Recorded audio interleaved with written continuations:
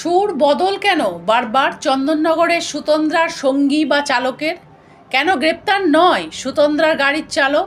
ধোঁয়াশা কিন্তু রয়ে যাচ্ছে। দুর্গাপুর বার্তা। চন্দননগরের নৃত্যশিল্পী তথা ইভেন্ট ম্যানেজার সুতন্দ্রা চট্টোপাধ্যায়ের রবিবার গভীর রাতে গাড়ি দুর্ঘটনায় মৃত্যু হয়। সুতন্দ্রার মৃত্যু নিয়ে চরম আলোড়ন ওঠে সারা রাজ্য ঘিরে, কিন্তু বেশ কিছু প্রশ্ন থেকে যাচ্ছে যার উত্তর মিলছে না।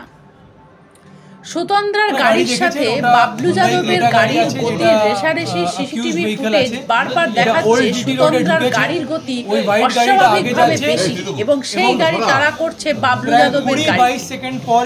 সুতন্দ্রার গাড়ির চালক রাজদেও শর্মা কিন্তু সোমবার বলেছিলেন বাবলু যাদবের গাড়ির থেকে কটূক্তি করা হয়েছিল, অশ্লীল ইঙ্গিত করা হয়েছিল এবং ধাক্কা মেরেছিল। কিন্তু তারপরে সুর বদল কেন?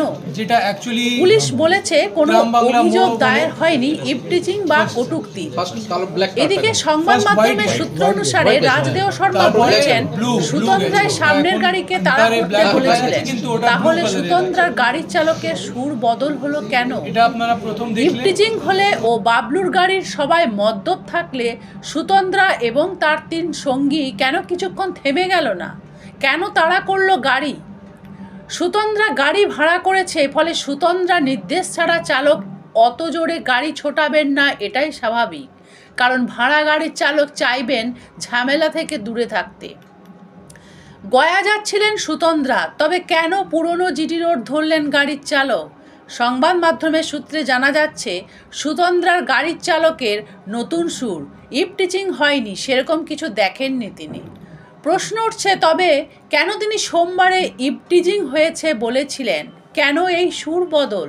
প্রশ্ন উঠছে বারবার গতির রেষারেষি হলে কেন সুতন্দ্রার গাড়ির চালককে গ্রেপ্তার করা হচ্ছে না?